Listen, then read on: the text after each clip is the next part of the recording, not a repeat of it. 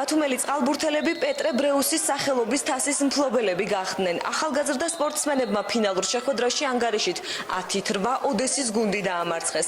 ტურნირი ბათუმში 4 დღეა მიმდინარეობს. მასში ქართულ წყალბურთელებთან ერთად სომეხი, უკრაინელი და ბულგარელი სპორტსმენებიც მონაწილეობდნენ.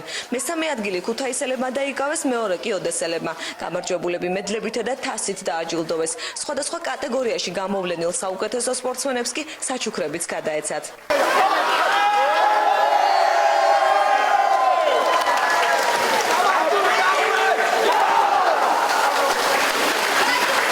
ჩვენ ფინალში შევხვდით უკრაინის გუნდს, ძალიან ძლიერი გუნდი იყო, გაგვიჭირდა მოგება, მაგრამ ერთად შევძლებთ რომ მოგვეღოს. და დღეს ჩვენ ვართ პეტრე ბრეუსის თასის გამარჯვებულები. ძლიერი მოწინააღმდეგეები იყვნენ, ჩამოსული იყვნენ სხვადასხვა ქვეყნიდან, სხვადასხვა გუნდები და ჩვენ რაც შეგვეძლო, ყველაფერი გავაკეთეთ და ავიღეთ მესამე ადგილი დავიკავეთ ამ ტურნირზე, საერთაშორისო ტურნირზე. გვიხარია და ბევრი შთამომავლობა ბავშვების ახლა მაგათ უყურებთ და ძალიან დიდი საქმეა ეს.